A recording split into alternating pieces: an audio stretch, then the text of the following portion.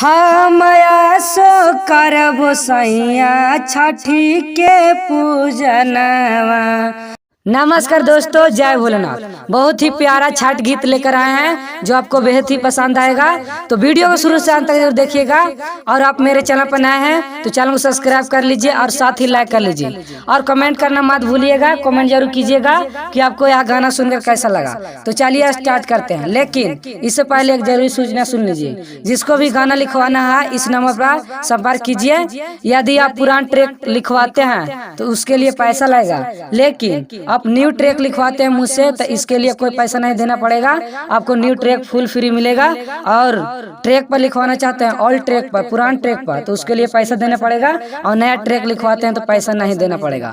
तो जरूर संपर्क कीजिए और इस वीडियो को पूरा देखिए। तो चलिए स्टार्ट करते हैं, लेट्स गो। हम आसो करबो सैया छठी के पूजनवा। हम आसो करबो सैया छठी के पूजनवा। गोदिया में देई देले छठी मैला लनवा। गोदिया में देई देले छठी मैला लनवा। कैसे भूख भीगे धानी छठी के बरतिया। कैसे भूख भीगे धानी छठी के बरतिया। भूखे नाही गे पैभी मान जही बतिया। भूखे नाही गे पैभी मान जही बतिया।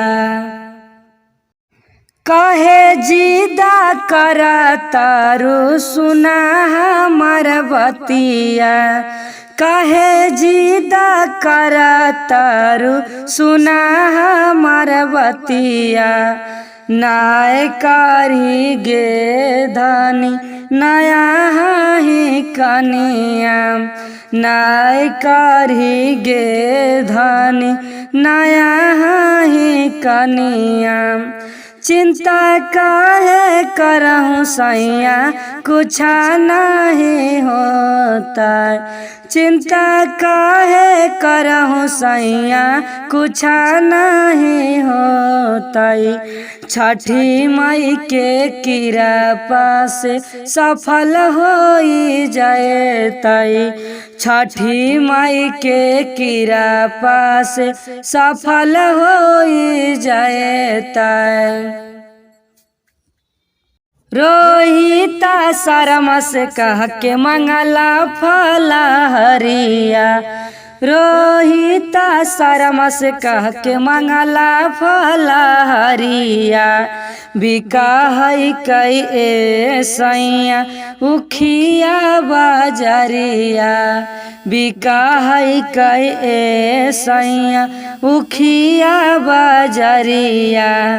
ठीक बात कर धानी छठे के बरतिया। ठीक बात कर धानी छठी के बरतिया। संजय सागर ले ले आइथुन रहतुन संगा घतिया। संजय सागर ले ले आइथुन रहतुन संगा घतिया। संजय सागर ले ले आइथुन रहतुन संगा घतिया। यह गाना कैसा लगा? गाना अच्छा लगा तो लाइक कीजिए और कमेंट बॉक्स में जरूर बताइए कि आपको गाना कैसा लगा। जरूर कीजिए कमेंट, भूलिएगा मत। कमेंट जाकर अभी तुरंत जाकर कीजिए कि आपको यह गाना कैसा लगा। तो चलिए बाय बाय, मिलते हैं नेक्स्ट वीडियो में और कुछ नया धमाल मैटर लेकर। तो चलिए बाय बाय, मिलते हैं नेक्स्ट वीडियो में।